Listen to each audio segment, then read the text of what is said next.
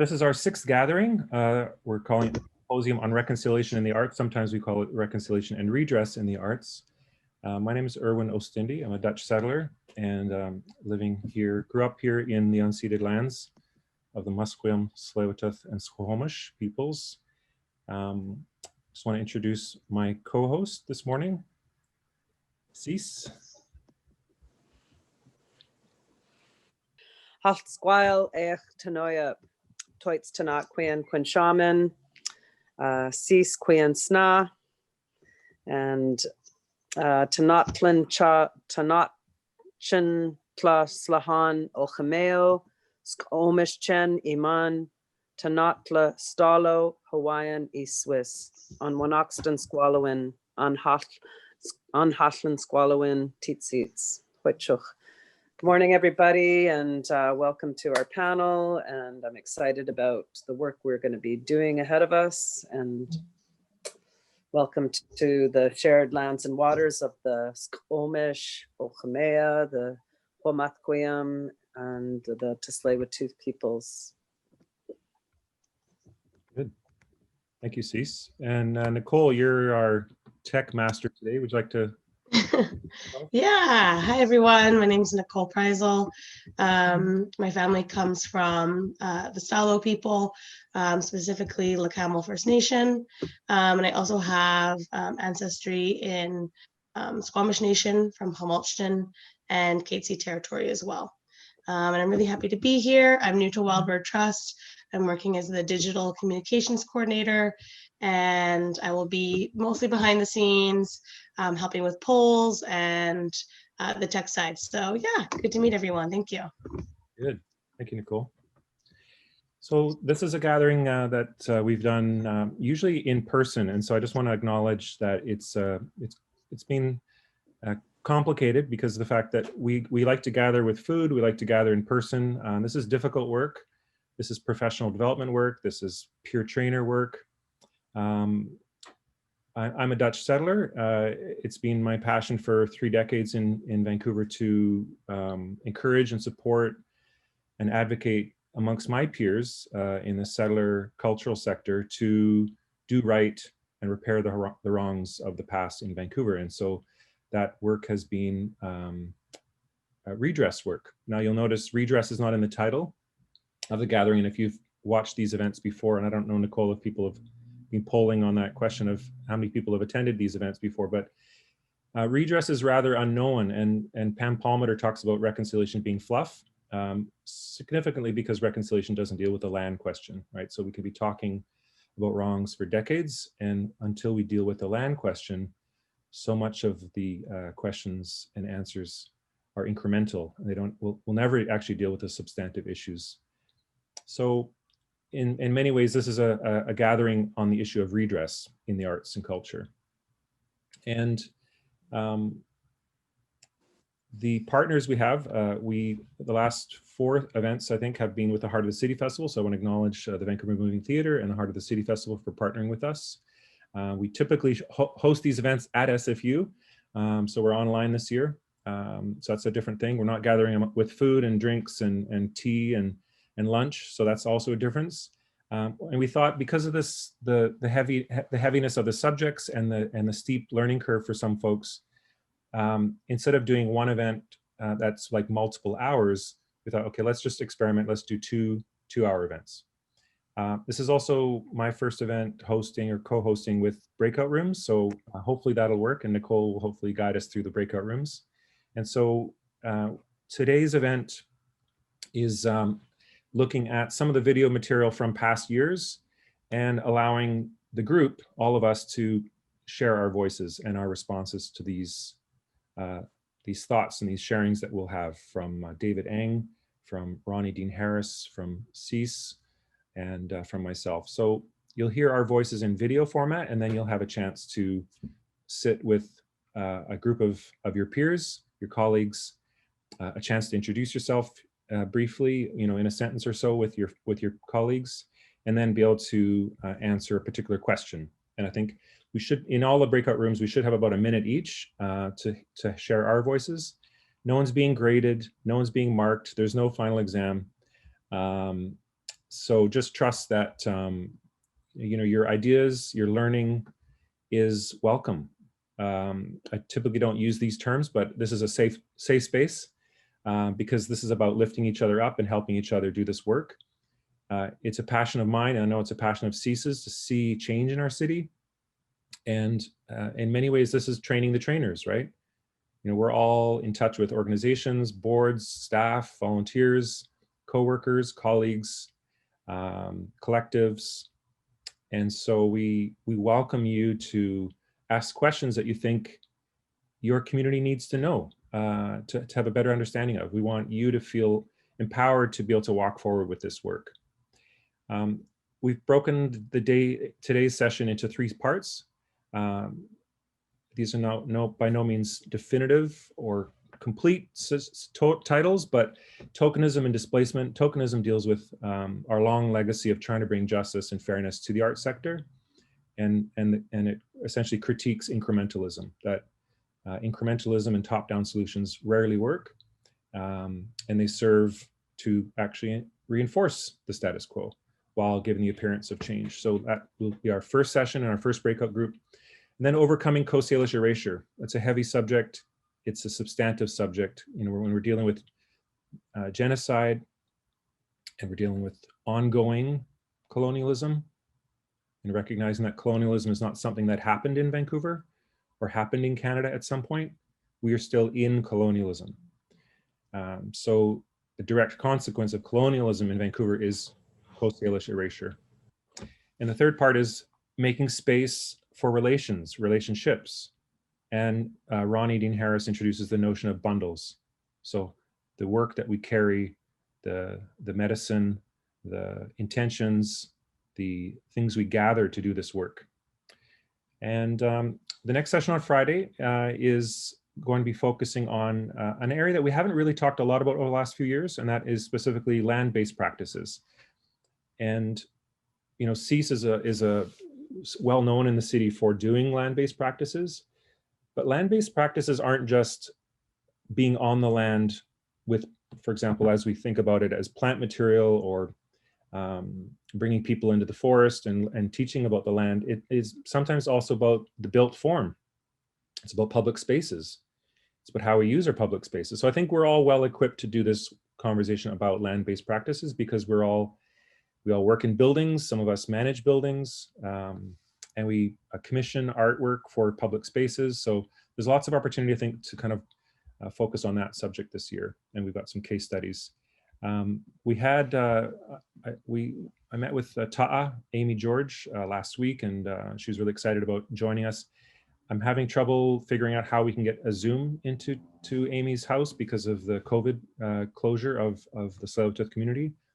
But we're working on that. So that may be on Friday with her joining us, but we'll work on that to see if that's possible. It's always helpful to talk about terminology so that we kind of, you know, use language that we equally understand. And it's also important because discourse is, as we see in the, dare I say it, presidential election, you know, language has a lot of power. Language can be manipulative. Language can be used to gloss over.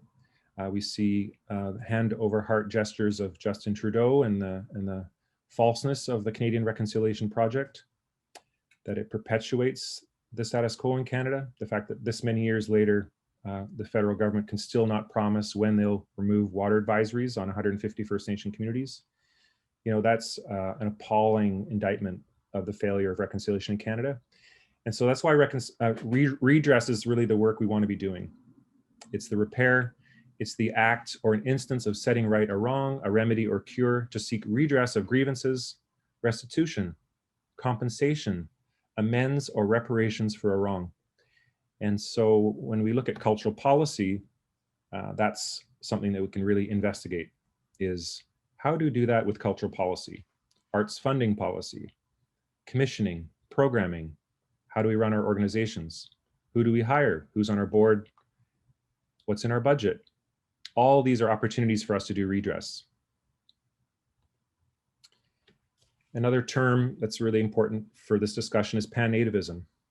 And in my graduate research work, I look a lot at cultural policy, and Duncan Lowe, some of you have read some of my writing. Duncan Lowe did an analysis of Canada Council funding for over 50 years of funding. And I looked at that with an Indigenous lens, a co-Salish lens, a place-based lens.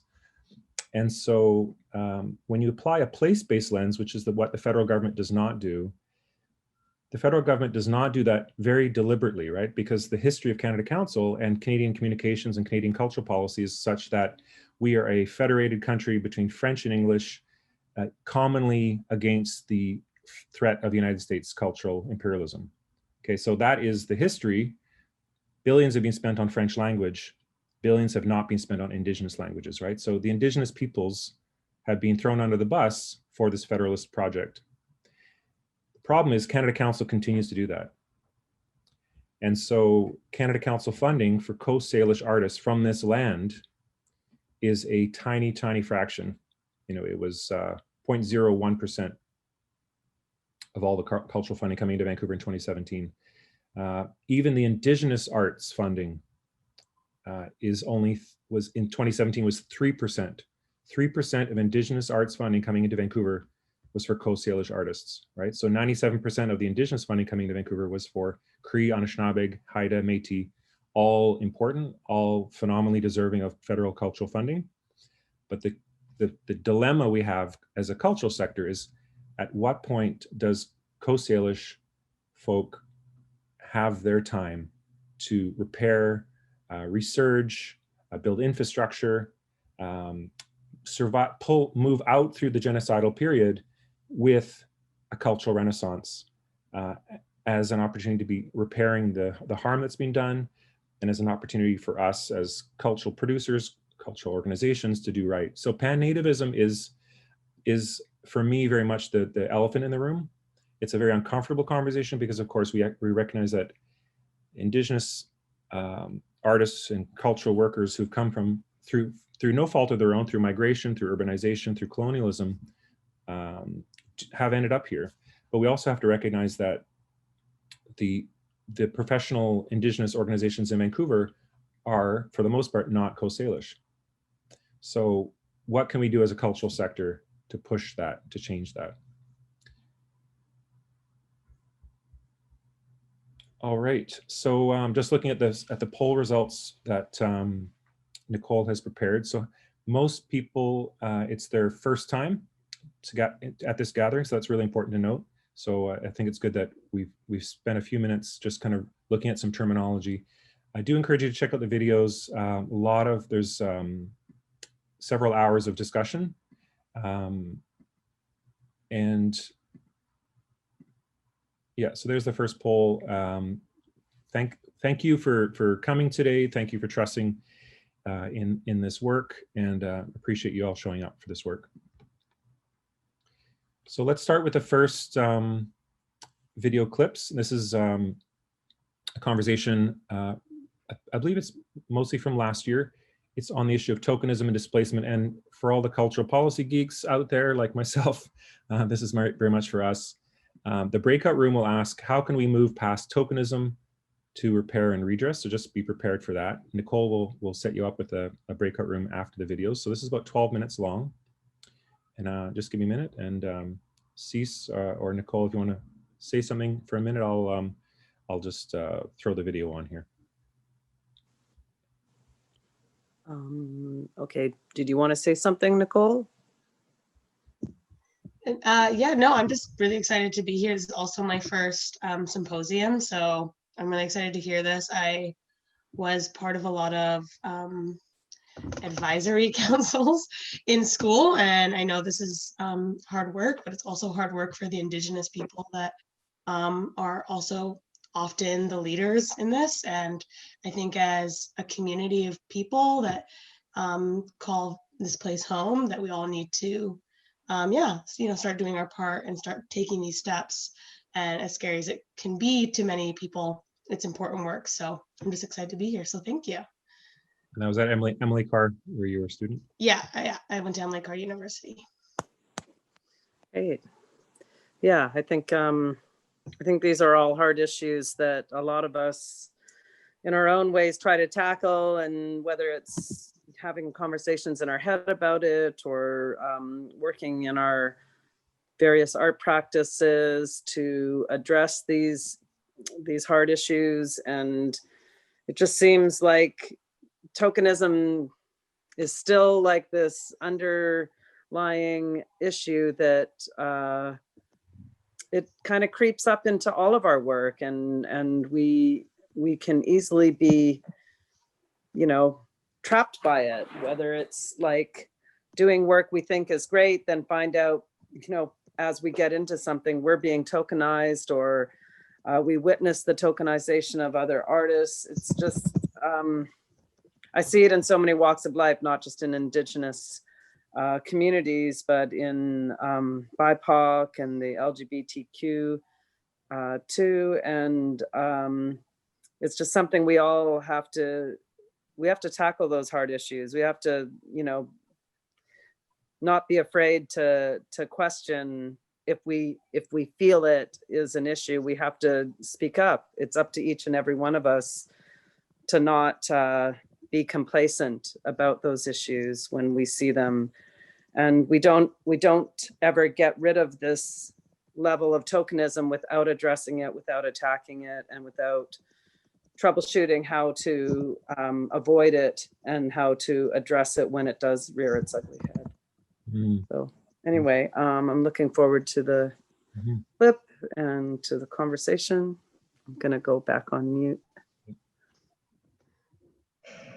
Have to find ourselves in the city. You know, our old people used to go to the bush for 10 years to try to find what they call their snam, your medicine power. Now, we spend 10 years in the arts and the administration field. We try to survive the rent, and we try to survive the rent evictions and the power evictions and the cultural displacement that's happened since 2010 in this city.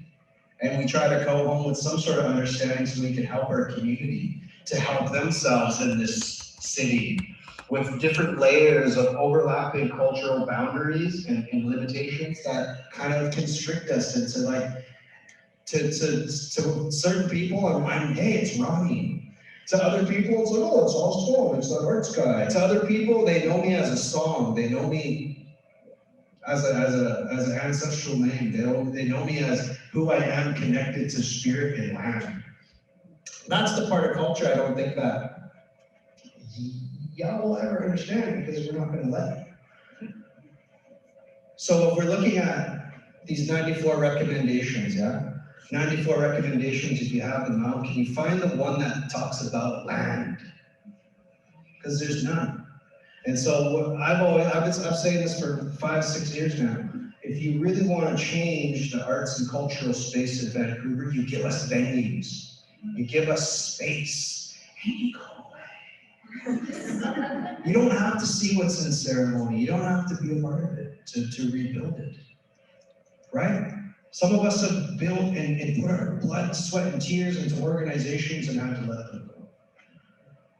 So while we have that sort of trauma from our organizational trauma, we all live within this body and realm of trauma now as well. So we have cultural, we have territorial acknowledgements, and we've all heard that. We acknowledge the nearest band office to here, and we put our hands up. But we need to acknowledge the trauma that now lives in the room as we kind of interact in this traumatic space together of decolonizing this city. And I think that we've left that realm of ceremony out of who we are and how we're going forward by coming up with protocols, protocol policing, a realm of boxes and checks and things that, did we do that? Did we get an elder here? Did we pay the elder? I can't imagine how stressful that is for y'all, you know? But it's commended because it's part of a process of learning and unbundling where we are in reconciliation, where we are in redress. And it's a long process that we might not see the end of. It's a process that we're gonna have to hand off that work. My son, I'm gonna be like, son, just make sure you check the Dropbox links I sent you. There'll be research there for you to continue. There are some processes and definitely some tasks at hand. And so we have to kind of look at what's in the bundle in this room, in our communities, in our organizations, and really look at what we truly understand. And I work with Brandon. We run a program called Reframing Relations, and we talk to students, we talk to organizations about this concept of reconciliation, right? And I say this to all people, is that you need to be very honest with your understanding of where you are in this term of redress and your terms of understanding your relationship to not just Indians or Indigenous people, but your relationship to land, water, and stars. Because like Bishop Tutu says, for us to really reach a reconciliation point, we have to understand that we are all victims of colonization. Some of y'all just sit a little bit more comfortable alongside of it. But we have to recognize that this is all work that we are all doing, right? And I've worked with some organizations who've hired us to go out and speak to their boards and speak to their stakeholders, and they're like, oh, this is great, we're gonna do a reconciliation workshop and it's gonna be good. And right away I say, this is not reconciliation. This is part of it. This is sparking and unfolding the bundle of what we understand to be these ideas of redress, and taking and acknowledging it in the room, how we all understand it. Putting in understandings that we have, taking out things we don't need, and rebundling it up until we meet again. Or until we hand that bundle off to our next generations. And it's kind of like a weird concept that we don't really think about anymore. It's the long fire of what we're building. Developing arts communities, developing music scenes, developing dance, theater, all these things. Whatever your scene is, you have to develop those scenes so that they can create sustainable economies to interact with one another. So we can free ourselves from waiting for funding or waiting for space from the city, competing for business licenses and liquor licenses, working at venues that charge exorbitant amounts and never give us a cut of the liquor sales. And meanwhile, our arts goes to fund this machine of capitalism here. Money made from the backs of Indigenous people who died on the streets and those of you who are paying taxes to this very day. So we need to really look at the large frame of the colonial apparatus we live in, a living drug market, the industrial complex of poverty that we live here in the heart of the city. Why you call this the heart of the city festival is that this place is a system of colonial oppression where we are. And so some of us live easier on it. We drive through it and we, oh man, that was harsh. But there's other people who are out there, we will never understand their position, where they're coming from, where they're going, or where they came from. And so for me, I stepped out of Vancouver for a bit and was able to look at it from the outside. And now you're looking at other cities and how do we use arts to actually activate healing and activate understanding and cultural awareness. And I'm glad to see people here having this conversation, because engagement in most communities is the toughest part. Getting people out without iPods or free meals and stuff like that, it's tough business to get people out. Yeah, because we live in a world of capitalism. Those who aren't here now couldn't afford to be here because the city's so damn expensive, right? And we're creating an arts desert here because the prices, everybody just leaves because we're not flourishing as artists in the city because we're too busy trying to survive. You learn that in any civilization class. It's the nation states, city-states that have farming is sustainable. You feed your people, they can not think about survival, they can build themselves, build arts, build culture, build sciences, alchemy. Yeah? And so, as the city sort of wages war on our poor people and artists, we're up next. I guess we're the next force people here, right? You see, I drove this. And then we'll go to my conversation with David Ng. David has done a lot of work, was actually in South Africa during, while Canada was launching its reconciliation program. He was observing that from South Africa, so he has an interesting take on it. He's also done a lot of work in the cultural sector with Chris Creighton Kelly, and done a lot of cultural policy work as well. So Let's hear from David Ng talking about tokenism and slow changes around structures. Hubs of organizing.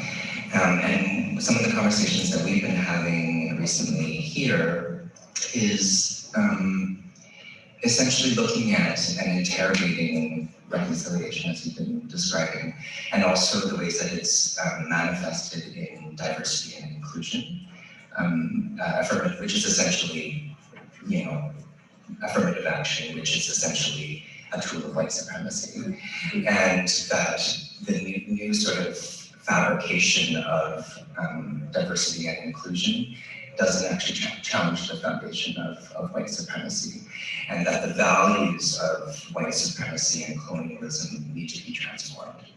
And so the metaphor that we've been thinking about this through is that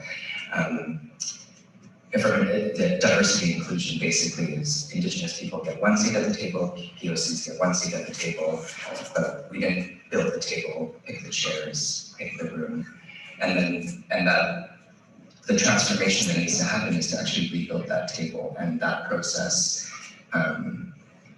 is sort of what we're trying to engage with, and recognizing that interrogating those systemic things of colonialism, patriarchy, systemic racism, and white supremacy are part of those, part of the work.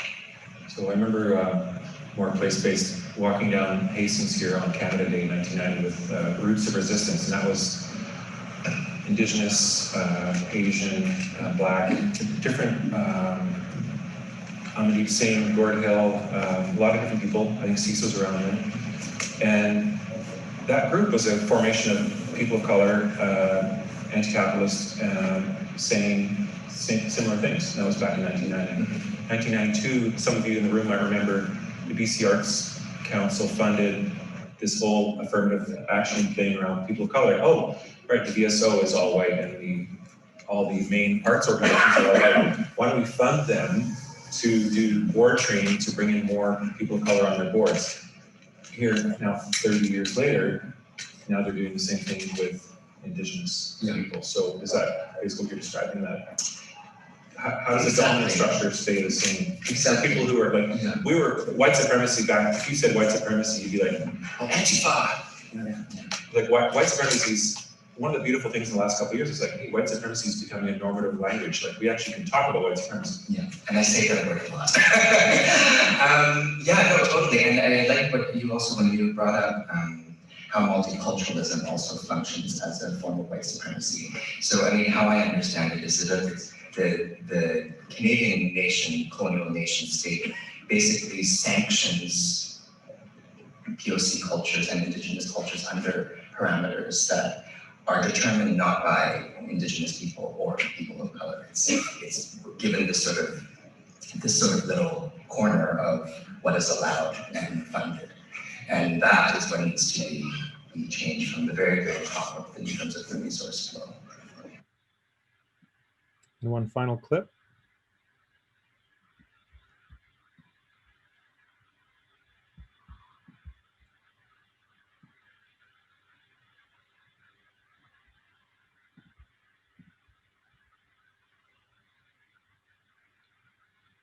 One final clip, and then we'll go to breakout groups. Vancouver Art Gallery is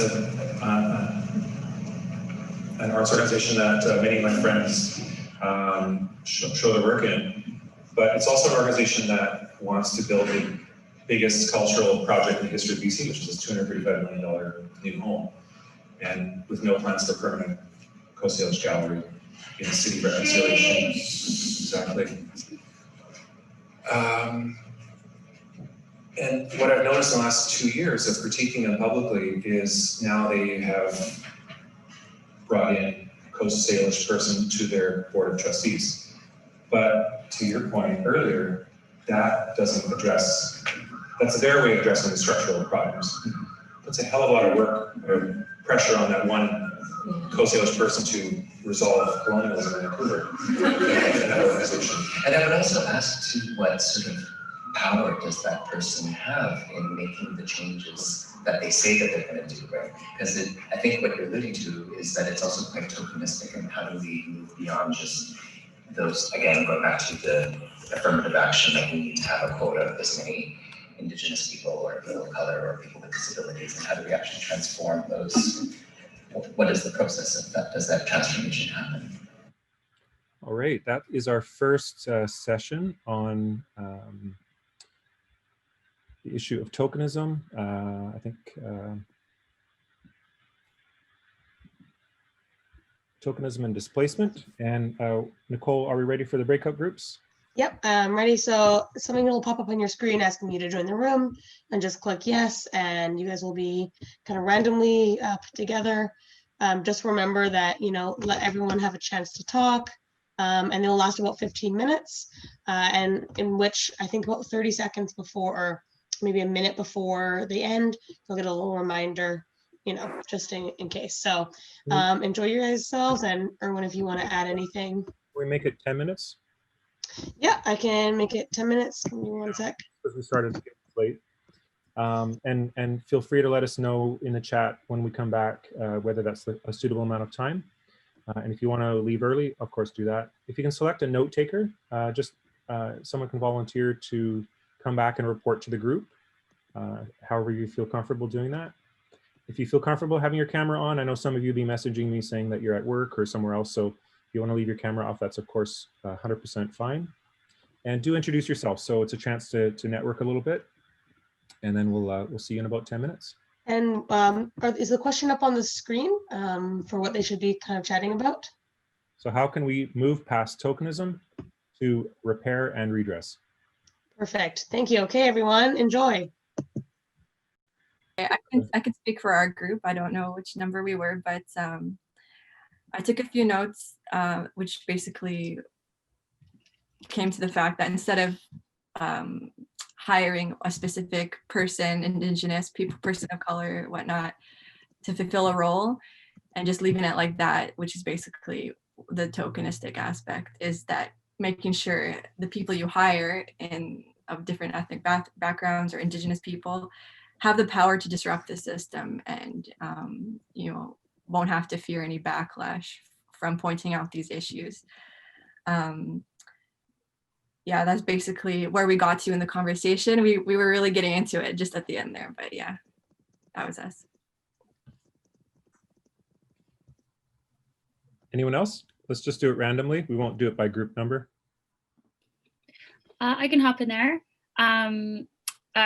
My group talked a lot about the difficulty of trying to make organizational changes without Indigenous people present in leadership positions. So the idea of not knowing where the line is of when you are asking for consultation of people outside your organization, or when you're asking too much. And also the question of like, who are we as non-Indigenous people to make programming and artistic decisions for other communities. Robert spoke about how many nations are overwhelmed with requests right now, and our organizational timelines that are based in colonial systems don't necessarily match up with Indigenous values and how communities and communications and knowledge systems work, and needing to do a little self-educating on how to respond to that.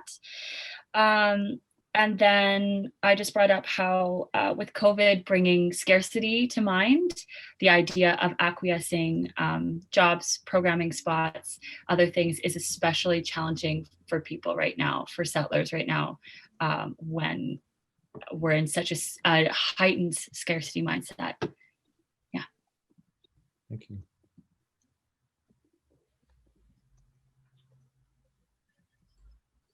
Siobhan, do you feel comfortable, or Parmala from our group? Sure. I spoke a bit about accountability around having policies that aren't being put into practice, and that piece being present time and time again, that there isn't the cultural safety within the organization for whoever is brought in to actually articulate and move the needle on what is fundamentally a white supremacy culture, and holding on to tenets of colonialism where perfectionism, where the scarcity model dictates what decisions get made. So policy is nothing without practice, and having the communities present, whether cultural, whether disability communities, whatever those communities that we're trying to invite to the conversation, give space for the conversations that are needed. If that's not present, there definitely needs to be an accountability piece within whatever the organization might be, or the larger community on the whole. Awesome. Parmala, could you add your comment? Because it was very synchronous with Siobhan's. Sure, and I added in response to Siobhan's idea that I've been working with a group in Toronto called the Toronto Arts Leaders Lab to try and create an ombudsperson position for the arts to whom these issues of accountability could be reported, particularly when there are breaches of trust with Indigenous peoples and other peoples of color. And also gender. I mean, that's another big part of the token of the conversation. The gendered nature of who's doing the work? Well, just the issues with so I was talking as an artist myself. So when artists have to deal with issues of gender and misogyny and that kind of thing. So it could be, in any particular situation.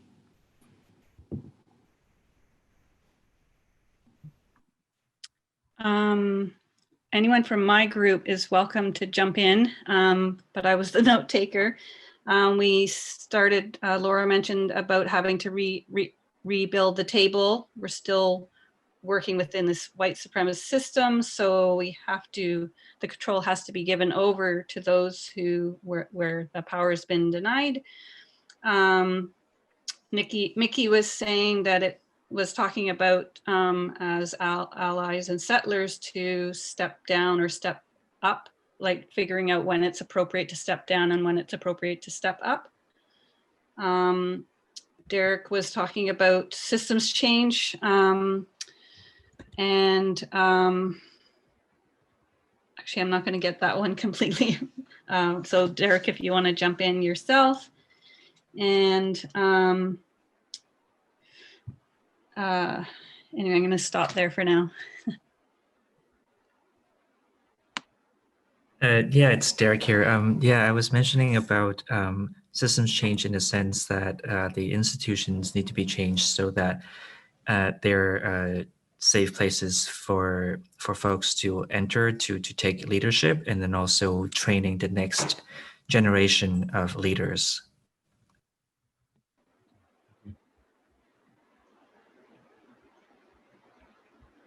And to Derek's comment, I added that as there is apprehension in the relationship, giving space, finding the place, and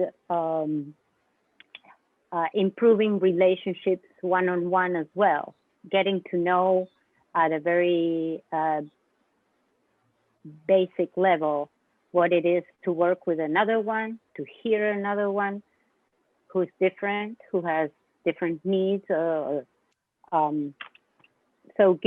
giving space and being humble to start listening more and to start having that conversation.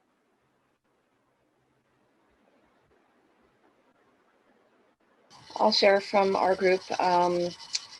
Charlene talked about moving beyond tokenism in terms of relationship building and how important that is. How are the three host nations being represented? How to engage, how are people actually engaging the host nations, and how are their voices being represented, and really trying to go beyond just band and council, and discovering what the needs are of the community in terms of representation, and just going from there. Sonia shared her experience of working with some of the work that she did at the Burnaby Village Museum, and how that expanded out to work with the city of Burnaby and was a much larger conversation in terms of reconciliation, potential redress. She touched on that briefly. Mike shared about, for him, how getting out to events and really physically being on the land and participating and hearing the stories of trauma, hearing stories of sovereignty, really encouraged solidarity on his part and was a good education, and it was really important for him to translate words into action as part of that journey towards undoing tokenism. I shared for me how difficult it is to have a colonized mind and trying to use the arts as a vehicle for dissecting the colonized mind and having that further everyone's understanding about how all of our minds are colonized and how we can use that as a step forward. There was a few people who didn't share, and maybe they want to jump in at this point and share something. We've just got one or two groups left. Can we hear from those last two groups? Oh, sorry, go ahead. Should I go? Go for it, Anthony. Sure. Okay. I was the note taker. So we had a discussion around how to negotiate culture at this particular place in time. And so the first comment from Debbie was about, from running an arts organization perspective, I guess like how to, well, basically acknowledging that inclusion of Indigenous artists within a colonial structure risks, I think the idea was normalizing or perpetuating these colonial institutions just by making space, and that transition to Indigenous-led projects is necessary. And then Renee expanded on that, and Renee, you said it so well, so if you want to, I can read the notes, but if you posed the question so well, if you want to jump in, feel free. Actually, you kind of rounded it out, because I tend to talk in circles here. So yeah, what you said was great. I can't even remember what I said. So I think the question was, and just correct me or jump in if you want, but basically, you know, if working like from Renee's position as being a relocated Indigenous artist on MST territory who has knowledge of the structures of funding and arts organizations, how do we negotiate at this moment working with non-Indigenous institutions where she brings knowledge of Indigenous worldview, but how much, I guess, to invest in these non-Indigenous organizations at the risk, I guess, of perpetuating those colonial structures. I think at a time while we're, you know, preceding MST run cultural institutions, if I captured that somewhat. And then Josh added some really good comments about how we need to work on personal decolonization to reconnect with stars, rocks, water and trees without harming others as we do this work. That was about it.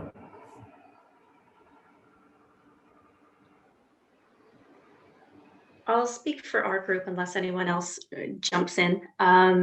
We talked a lot about having far more questions than answers, and that we were having a difficult time ourselves feeling confident that we would be able to further the discussion. But some of our personal experiences and observations have been that you know, creating spaces only goes so far.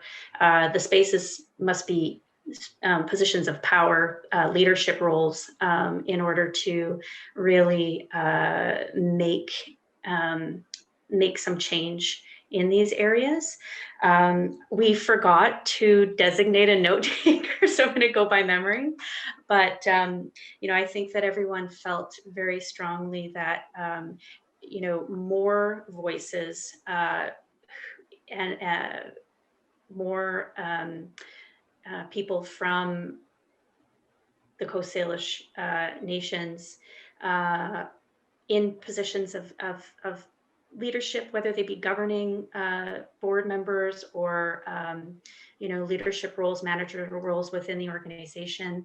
I'm coming at it from, you know, a museum and archives background, so not a one-on-one type of arrangement.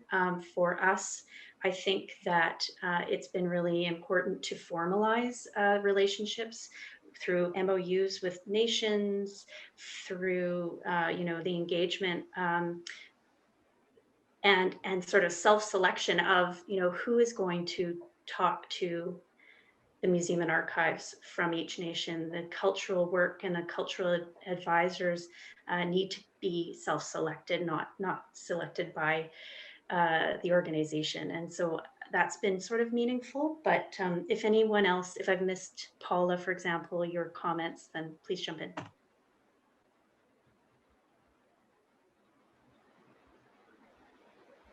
No, I think you covered off the group really well. Yeah, we had just talked about a lot. I mean, it's something that came up in another group. A lot of organizations and nations and Indigenous communities are saying they're really struggling with the amount of demands that people are putting on them as organizations are looking to do work in the right way. You know, our Indigenous, you know, where settler organizations are overtaxing Indigenous communities, and we're not building capacity. We're asking for leaders. We're asking for people at governance level, which is where the power needs to be balanced. But at the same time, there needs to be capacity building and allowing resources for capacity building, giving over that power, and making sure there are pathways through up into organizations, and so that Indigenous talent is developed and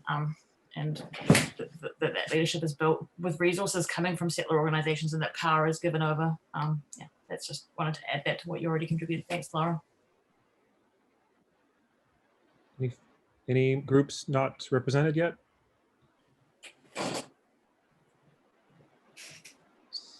Seeing not, okay, we're going to move on, and I just want to thank everybody for sharing. And I know we've learned from this process of sharing some content, going into the small groups. I think everyone appreciated meeting each other, so I want to honor that. I just want to also honor all of you for being here.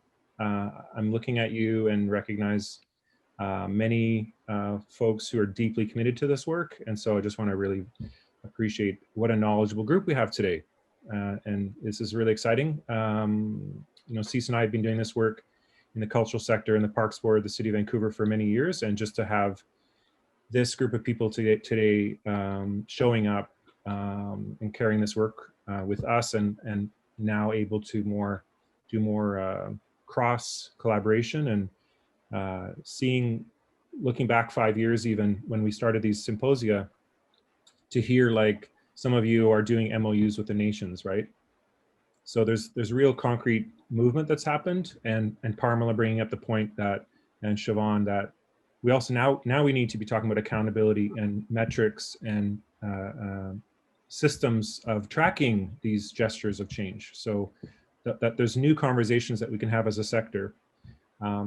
We talked in the last few years about how we noticed that there was a real challenge for a lot of organizations and people, settlers and migrants, who hadn't yet done the work themselves. And we would ask questions about their organizations, but we realized they were actually just at an entry point for themselves.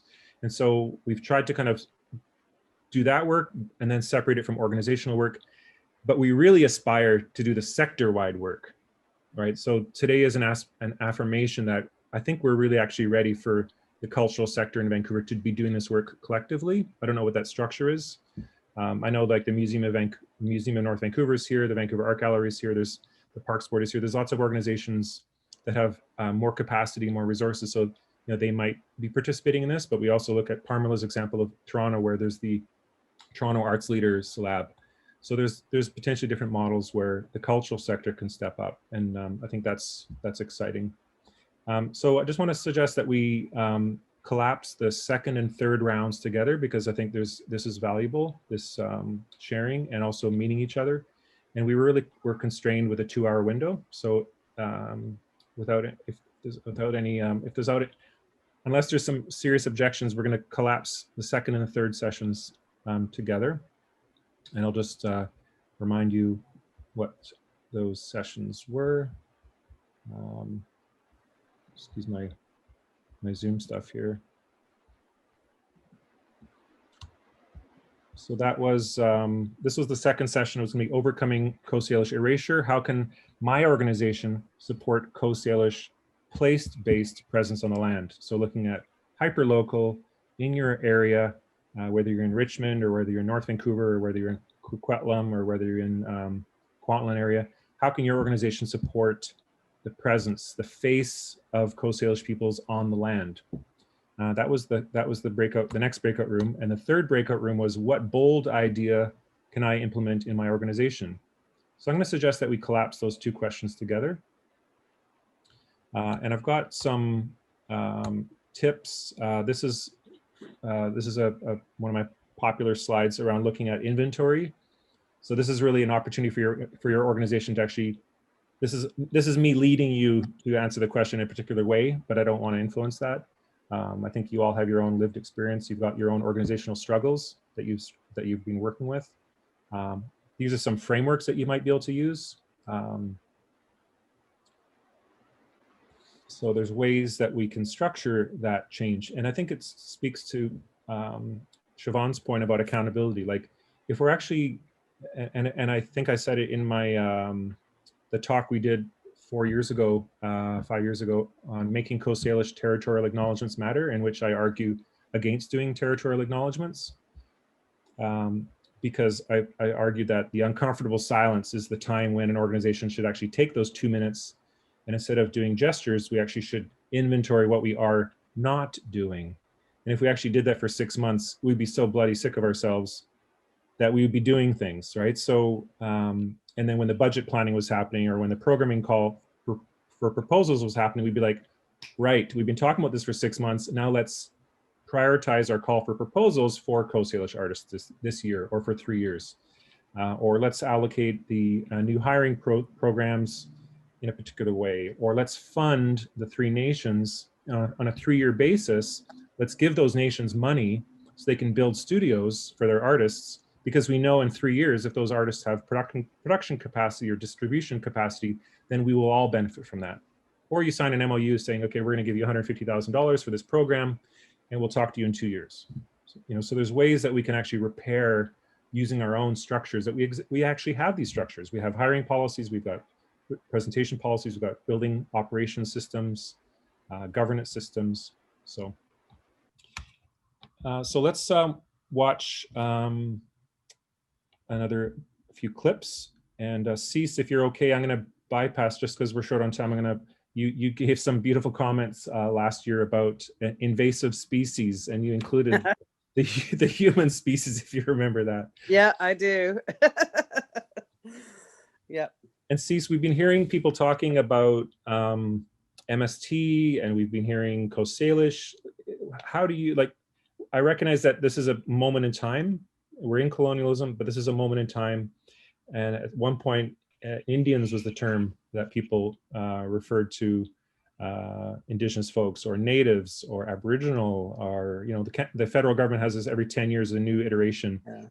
But even in Vancouver, we have this thing called MST, and we've got some Squamish or Kwantlen folks saying, well, no, you're not that person, you're this person. And so how do you tackle that, or what should people be aware of in terms of terminology and identity? Really quick, does someone just want, oh, sorry, Cease. Does someone just want to explain what MST means? Because I think there's some questions. Thanks, sorry. So Musqueam, Squamish, Tsleil-Waututh is what MST is an acronym for, and that's a good segue to what I was about to say. I did actually address this in my part of the panel talk, and I'll readdress it, is that, well, for one thing, Vancouver as a city loves to put acronyms on everything, and then you have to sit around and go, what the heck does this mean? Like you just shared with us, Nicole. It's it's frustrating because I guess in the city of Vancouver's work, they like to simplify things so they don't have to say everything. And that's completely the opposite of how Indigenous people approach things. And, you know, even if we have to learn other languages, especially today, you know, we have so many Indigenous people that are weighing in here and the many nations they come from. And I addressed this in my talk where I said, you know, most Indigenous people will actually identify from their nation rather than say, I'm Aboriginal, I'm First Nation, etc. I've even met other people that are like, I'm not Indigenous, I'm Kwakwaka'wakw, or I'm, you know, Cree, I'm all these things. And I think it's important that people don't try to, you know, readdress that of, well, it's not easy. Well, I want to say that colonization wasn't easy for any Indigenous person in the Americas, and that we are the ones consistently making things easier for settlers of all cultures. And as somebody growing up in a diverse society, I've had to learn all kinds of ways of addressing people from other countries and understanding, you know, what Canadians will say, oh, they'll refer to all people from different parts of Asia as just Asian. And there are so many diverse cultures there. And myself, I'm not perfect at it, but I've spent years trying to learn where people all come from so I don't insult them. And I expect the same back for all Indigenous people, that we, you know, people will say, oh, your language is so hard to speak. It's like, well, I could say that to Renai. It's really hard to say the words in your culture, but I will sit and try to learn them. And, you know, it's same with, you know, my friends and colleagues in Secwepemc lands and in the Syilx lands and Kwakwaka'wakw and Haida. Like, if it's not from your culture, of course it's going to be hard. But guess what? I'm Squamish and Stalo, and I'm learning my language in bits and pieces as I can, and it's not easy.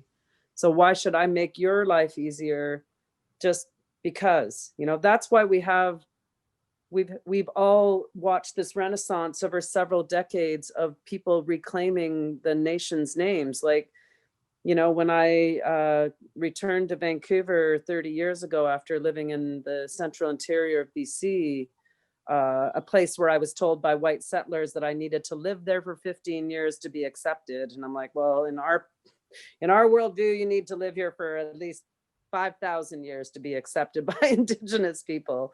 So we, you know, we're always going to have discomforts. And I think it's important that we don't try to minimalize things by putting acronyms on things and expecting people to just know that. I think it's troublesome for people of different ages, different ethnicities and cultures. And you know, I continuously am doing my best to learn things like people's pronouns and how people want to be addressed. And my biggest teachers are the youth, because they're the ones that are going to say it like it is, and they're not going to accept any of the BS. You know, if you want me to say what that is, bullshit. Like, it's, you know, young people are not going to tolerate what the people before, the generations before them have had to tolerate. And that's why the most important voices come from the younger ones. And they are the ones the most connected to the elders. And a lot of their fuel for their fires comes from elders. And, you know, as far as I know, as an adult, I'm still that superconductor that is helping plug into each age group. And in the end, we all need to listen more and stumble through the awkwardness of learning or relearning how things are addressed. So yeah, I'll leave it to that. And I'm looking forward to the breakout rooms. Good. Okay. And so, yeah, and so in this time and space, in this moment in history or colonialism, those three nations, Musqueam, Tsleil-Waututh, and Squamish, have entered a partnership, I would argue, a business arrangement with the city of Vancouver. And there's a kind of a practical suggestion for those nations, and that excludes other nations who might be outside of those colonial jurisdictions of Boundary Road. So it's a complicated thing, and I think we're encouraging folks to just keep learning, keep asking questions, and recognize, as Cis is saying, that there's multiple perspectives and multiple teachings. There's no single teaching. So let's go to some video, and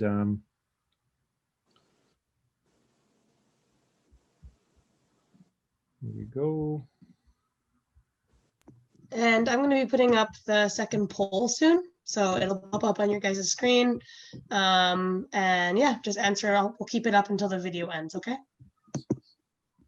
A lot of years researching and trying to understand how exactly we've gotten here, especially in the history of my people and where I've lived. I lived here in Vancouver for, I don't know, 20-something years, practicing art, doing art here, and then, you know, coming to understand the direct actions that were taken by the Parks Board and the City of Vancouver in the 1900s to practice cultural erasure.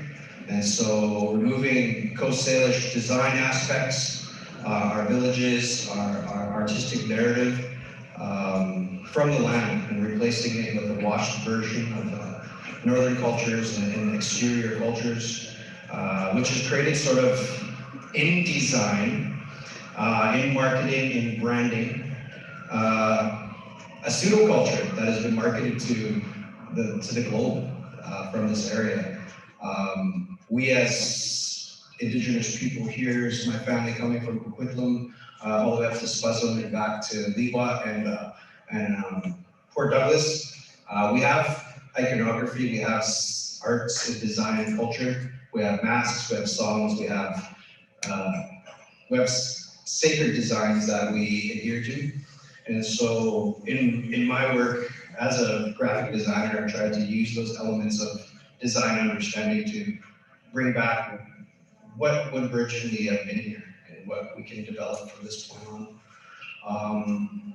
It was great to be able to work in the city, you know, on these lands, and to be able to try some things out and to continue research. So for me, I think when we talk about reconciliation, we talk a lot about the truth part being the big work. And I think there's a lot of uncomfortable conversations around the history of Vancouver that are still being needed to have and research to be disseminated to people and put into the public narrative. And so, you know, at a point where we weren't seeing Coast Salish program events in the city or Coast Salish curators, we decided to build spaces where we could just make people those and start living and breathing that.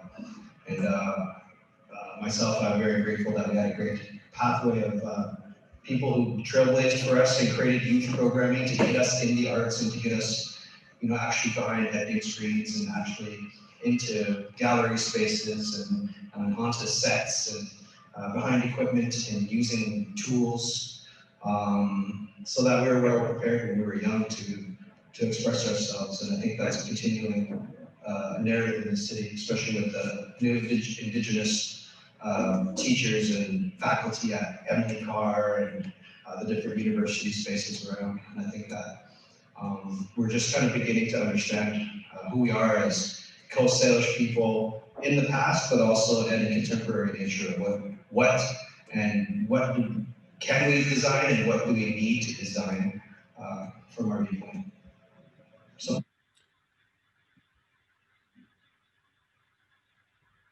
And that was Brandon Gabriel from Kwantlen in the background, and also Tasha Faye Evans sitting there with Cis and myself. We'll just close this poll as well. So we'll watch this one more video and then we'll go to the our final breakout group.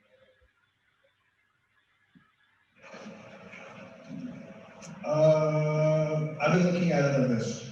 I think every city, organization, family, community, a semblance of people has within them, in between them, a bundle.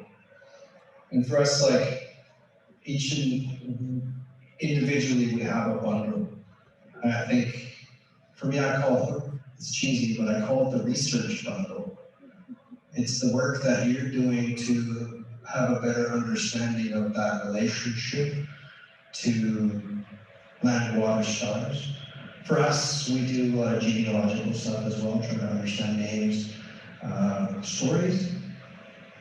But I think as organizations, if you're looking at your mission and mandates, to really put that in your value statement of what is the research we are doing in the long run, and how can we help the local First Nations with some of that work that they're doing.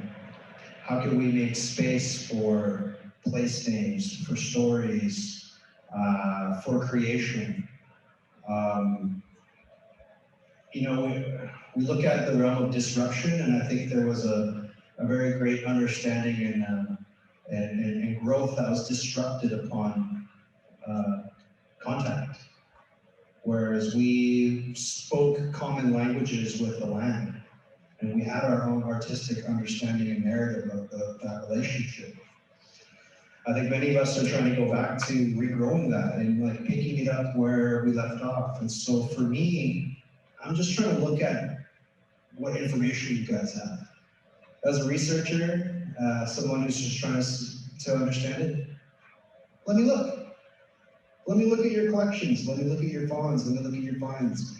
Let me dig in your archives. Don't make me go to a university to have a PhD and get some permission from some old dusty people in the ivory white tower to do the research our nations are paying students to do. So it's getting better. I have great relationships with the History Museum in Ottawa. New West Archives just said, come on down. Port Coquitlam was like, there's work to be done, right? And I remember when Idle More happened. You guys remember Idle More? Do we remember back that far? Idle More happened, and so we had a series of what they were calling parlors, where we just drank scotch and ate cheese, and then like hung out with a bunch of thinkers, and it was Indigenous people and some mainstream white folks and settlers, and we would just drink scotch and talk about, well, what is this thing Idle More? And this one fellow stood up and he goes, you know, the thing that scares me about Indigenous nationhood and sovereignty, I think, is the most unsettling thing. Which was funny. The most unsettling thing is that Indigenous sovereign nationhood is a direct threat to what it means to be a mainstream Canadian. And we had a great laugh, those of us on the native side of the table. But that really stuck with me after, is that I think in terms of this relationship that we're looking at, is as you help Indigenous nations achieve nationhood and sovereignty, you are also unraveling a huge part of your Canadian identity. So have ceremony for that. Take care of yourself for that. If you're experiencing and you're going through the reconciliation trauma porn that is out there, that has been provided for the darkness for us, mind your cortisol. Mind your trauma when you take that back out into communities. Because hearing those stories and feeling the weight of guilt, I think has been a struggle for way more than many of us have been working. Because there's no ceremony involved in this exchange of energy that we have, except for the arts. We're creating those ceremonies as we go. We're creating our governance systems within us with how we project through our music, through our songs, through our arts, through our programming, through our understandings of social justice and the needs of our communities here. We're creating that as we go. But we need to be very mindful of the trauma that sits in the corner. And as we unravel that, what it is you're unraveling of yourselves. Because, like I said, who I was 20 years ago, I was Stallo. Remember? I used to be Stallo. Hey, I'm Stallo. Now I don't even know if Stallo is a thing. Stallo is a political body. It's a political grouping of nations that only existed since Wilson Duff mentioned it or something. So the reality of where we're going as Indigenous people unravel themselves and our stories start to breathe and our songs start to dance themselves, there's going to be a lot of different changes within who we are and our relationships and how we understand them. And as raw as we feel when we're going through it, you're probably not recognizing the rawness that you'll feel, understanding these stories and how, we all live off the avails of the colonial empire. you know, and a lot of this, it's hard to not sound hyperbolic when we speak about it, but we all live off the expenses of these people outside. We all live off the expenses of those trees and salmon and the livelihoods of ecosystems that have given themselves up so we can have this material stuff that we have here today. You know, I try to be very thankful to be an artist, because I could have been a roofer or something that just had to physically give my body to things. I'm very grateful that I can think and I can speak and express and to help contribute to the long fire as part of my career path. And I think that the fact that there are so many people in here for an event like this, that we would have tried this 10 years ago and would have been a lot tougher discussion. The fact that 75,000 people marched in terms of reconciliation, the fact that people have read 94 recommendations, the fact that there is intention is great, but the road to where we're going isn't paved with those intentions. We have to learn to activate those things into how we live and to how we speak. Someone asked me, I get the ignorant questions when I do things, sometimes when I'm painting or I present. I did a presentation with Van City, with their risk management team, which is awesome. Because I have a pretty, if you want a really in-depth, like 3-hour presentation on a simulative policy, that costs a little bit more than what they gave me there. But he comes up to me and goes, well, what is this territorial acknowledgement? So what does it do? What's the purpose of it? I get it. I go, he said, how is that reconciliation? I go, it's not reconciliation. I said, territorial acknowledgements are not something you can just do or give somebody to sing a song and send them off. It's the recognition of an intention to change the way we relate to each other. That's why we call my program Reframing Relations, not Reparations and Reconciliation. We are reframing our relation with how we interact. If we had these cultural protocols that we're trying to teach in these organizations and these systems upon contact, we wouldn't have a lot of these problems we have today.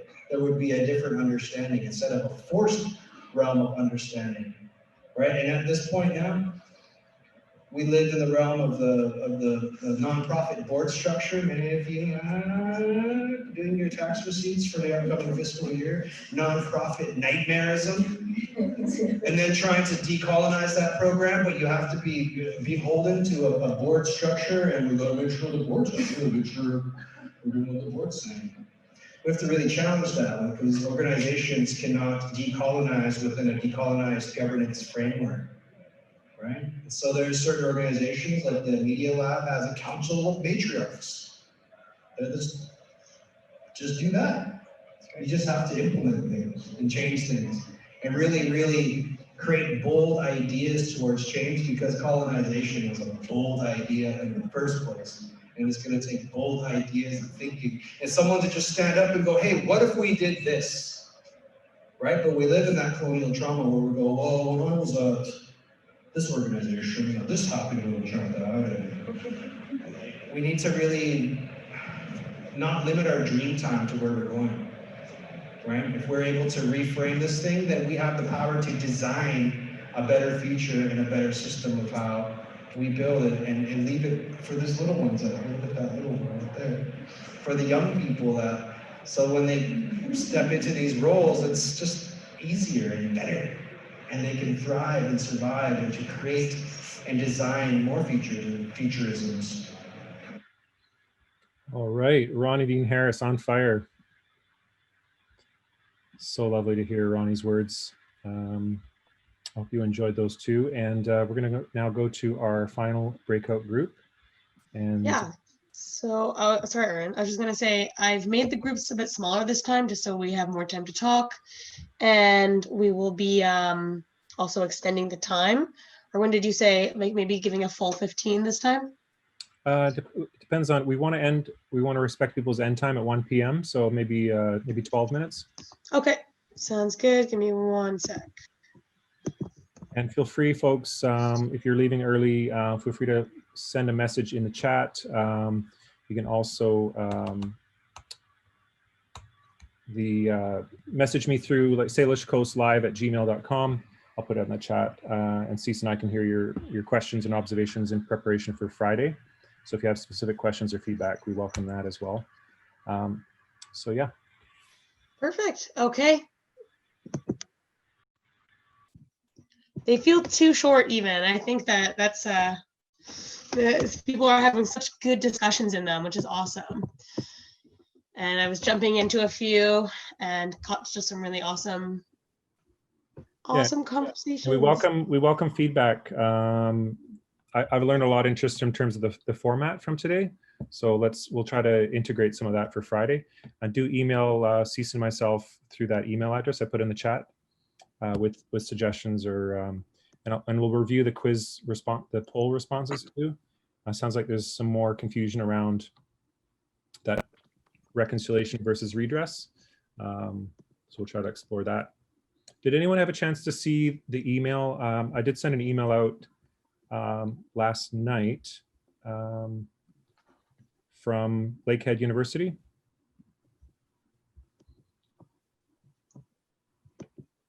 Let's see. Erwin, if you just want to say that one more time, I think now everyone's finally back, just about giving feedback. Sure. And I'll put the email back into the chat as well. Can folks see this blue document on the screen? So this is, I emailed this out, I believe, last night. And it's from Lindsay Dixon, A Culture of Exploitation, Reconciliation and the Institutions of Canadian Art. There's some good work here. It focuses on Black and Indigenous artists and cultural sectors across Canada. And I like it because it deals with some of the substantive questions around moving away from kind of token change and bringing more structural change. So check that out. And let's hear now some feedback from the breakout rooms. And I'm mindful of time. People will be leaving because we're at time now in a couple of minutes. Feel free to email Cease and myself at salishcoastlive@gmail.com. I put that in the chat if you have feedback for Friday. Anyone want to jump in? Report back?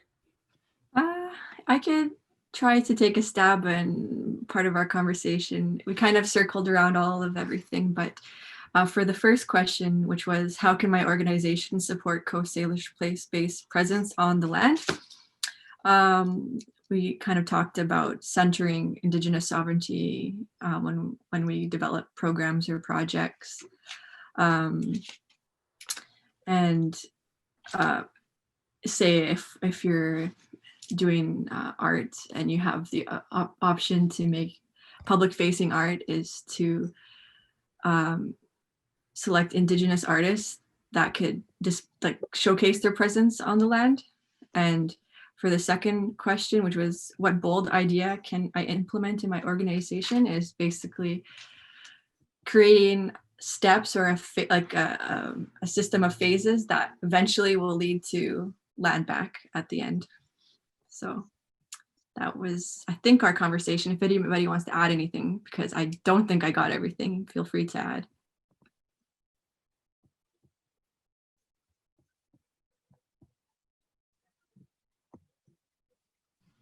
Please don't be shy. Hi. Yeah, I was part of our group, and I think I just wanted to emphasize what I do in my personal life is what I do in my professional life, which is establish stretch goals. And she was speaking about my my ability to program art in public spaces in downtown, and how my stretch goal is to do that first, like spray Coast Salish artwork everywhere, so it gives them presence, and people can finally like connect what it means to give those acknowledgements to the space that they experience. And then the next thing is to, from a business perspective, like how could I, in my position, influence subsidized leasing to empower Indigenous business owners. And then the ultimate goal, as she mentioned, like how do I convince these property owners to give land back, which seems very radical, but it's a stretch. I just wanted to add one point that I think is important not to miss. It's that when we talk about the erasure of Coast Salish culture, that when we're trying to address that, we be very conscious not to harm other Indigenous people. That finding room for, like making room to redress that lack of visibility in their own territory. There's plenty of room within settler dominant culture to make that room without causing further harm to other Indigenous peoples who I personally consider myself a refugee of colonialism, because if colonial forces hadn't done what they did to my mom's home community, she wouldn't have moved here. I wouldn't be living here. I'd be living in my home community. So yeah, I'm really conscious of not making it a competition between other Indigenous people versus the people whose territory it is. People whose territory it is have primacy, but that there's room in settler culture.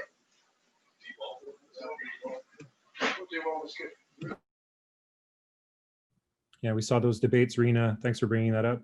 With the graffiti and the mural debates between a Haida mural that had been kind of well respected in Vancouver and was taking up beautiful space, and the debates of, you know, who's producing those murals, and statistically looking at the City of Vancouver Engineering Department, and out of the last 300 murals, I think 3% were Indigenous, and less than that were Coast Salish. So that's changed a little bit in the last 3 years. I think we did an intervention with the Mural Festival 3 years ago and gave them a critique, and the Mural Festival is now sort of leading that effort to put the face of Coast Salish back. But that doesn't need to be harming other Indigenous groups who have been forced here through migration.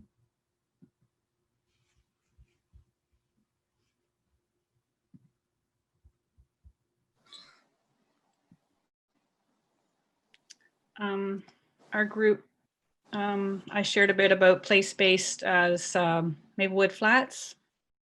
And Candy at the Vancouver Public Library talked about strategic plans, and also not just having short-term programs that have an Indigenous person, but having it all year round. So allocating resources in very real terms. At Maplewood Flats, we also had Sarah from Museum of North Vancouver. So we talked about the Chief Dan George homecoming that will be at Maplewood Flats in our nature house upcoming, and also seeking funding and doing work to bring literally onto the land some of the words from the former late Leonard George onto display panels that will be a place where Takaya Tours will bring community members, will do tours, cultural and educational tours. And we also talked about Tsleil-Waututh Outdoor School, literally having the children on site once a week, so that this becomes comfortable for them, normal for them to be on their own land. So just touched on some of those.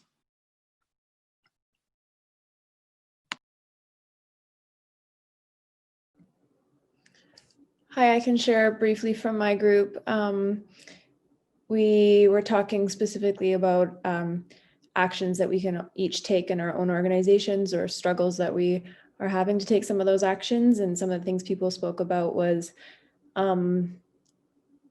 if our organization doesn't feel like necessarily a culturally safe space right now, how do we then divest some of our resources to be supporting Coast Salish artists in their community, or in their where they are making art themselves on their land?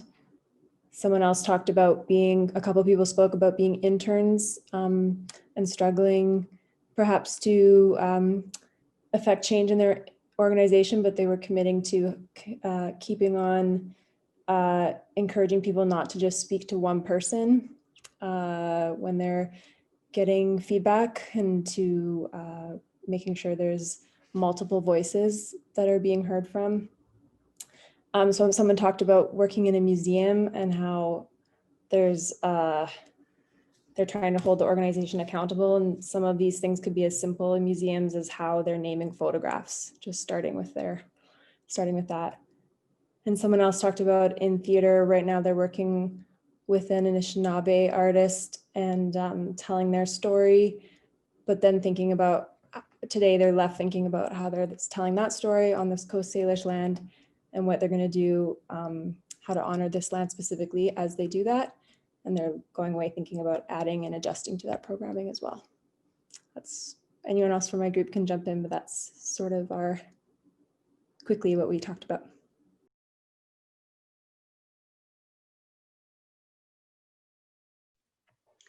Some of the things that our group talked about, it was a bit of a quiet group, and really looking at ways that, boards that work. And I think maybe the goal was just making sure that communication perhaps is continuing and development.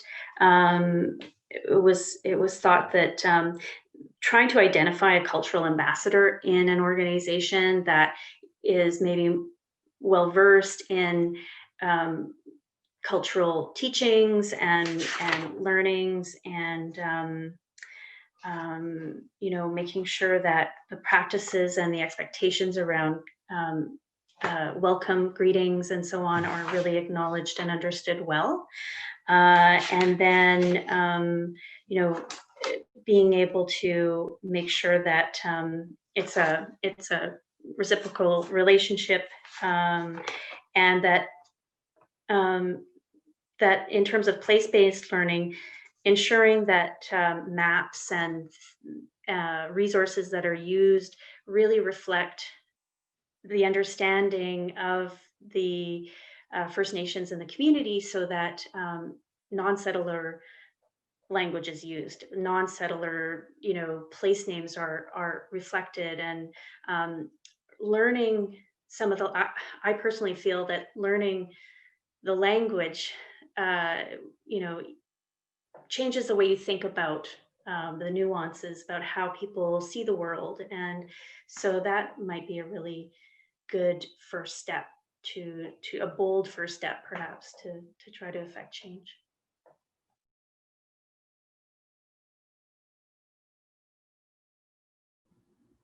Okay, one last sharing, perhaps. I'm mindful that we're over time.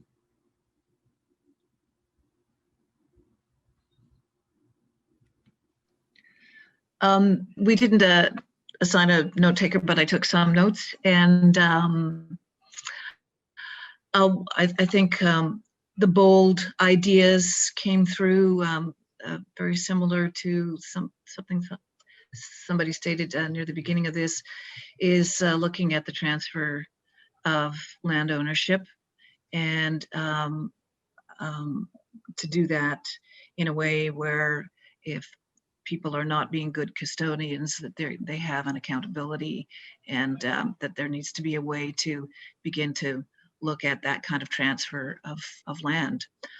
And the accountability to actually be looking at the whole system from a very different perspective. And I really like the kind of metaphor of working with food, water, and stars. So that accountability is beyond colonial policy. I just personally really wanted to take the cue from what Ronnie Dean kept talking about, how we have to do this together. I think that's the only way that we'll break through making change, redress. So I'm not going to say much more than that. Cool, thank you. Yeah, we keep trying to move this. We keep trying to move this conversation to be sector wide. So I think today was probably our first time. I would say that I had that feeling like the sector is doing work and sharing strategies and successes, and the way that RENA and the Parks Board, there's key individuals that have really kind of been carrying this work for several years now. And there's institutions that are like Burnaby Village Museum. I think North Van Museum is doing work, Maplewood Flats. There's these projects that are now starting to kind of be beacons that then have ripple effects in their own municipalities. So I think that's an important lesson, is that just don't think about your own group as doing this work internally, but it actually has a ripple effect. You can amplify and mobilize that in your community. And I think to be mindful that there is no one solution, because in my group, we had a service organization, we had a public institution, we had a small theater collective, and then we had a land-based organization. So, you know, all those 4 organizational models will have different short-term, medium-term, long-term goals. Cease, do you want to round us out and see us off till Friday? There we go. Yeah, I want to thank everybody for your hard work and working fast under pressure of these 10-minute circles. I know in a real reality world where we've been able to all be in the same room, we do have much deeper, meaningful conversations, and we've pushed ourselves to go beyond. So I appreciate that you've been able to take these challenging ideas and questions and create dialogues that are very meaningful. And I challenge you to keep those, take your own notes over the next 2 days leading up to the next day, and to know that the work is by far not done, not only in this context of this work for the panels, but for the greater work in the public, and that all of your ideas that start to accumulate towards what our real goal is, which is some of the things I've heard: land back, and you know, giving space to Indigenous people, giving place names their proper name, their proper place back in society that we know today. So hands up to you all, and I say Chinque Mentomi Wit, it means good work, and I look forward to our next session. Good, thank you, Cease. Thank you. So here's thank you. If you need, I think Cease laid out some homework, but or made a suggestion. So if that works for folks, focus on our own selves. What are our organizations doing, and then what can we do as a sector together? And I just want to again honor this awesome collection of people, and thank you for sharing time with us today. Also want to thank the Heart of the City Festival, the Institute for Humanities at SFU, Salish Coast Live, and Redress Vancouver. And wish you a great day. Do email us salishcoastlive@gmail.com if you have suggestions or comments. And again, we'll focus on land-based practices. So I think I heard a lot about that today from folks. So I think it seems to be an appropriate subject. You know, you're a building, you're a museum, you're a land-based project, you're doing outside work, you're doing public commissions, public art, public space. These are all opportunities to do place-based redress. So Friday is really about place-based redress. And wish you well. Thanks again for joining. And have a good day. We'll see you Friday. You can all unmute and say goodbye, or thanks very much. Thank you. Bye. Bye. See you all and hear from you. We'll see you. Bye. Thanks for all the sharing.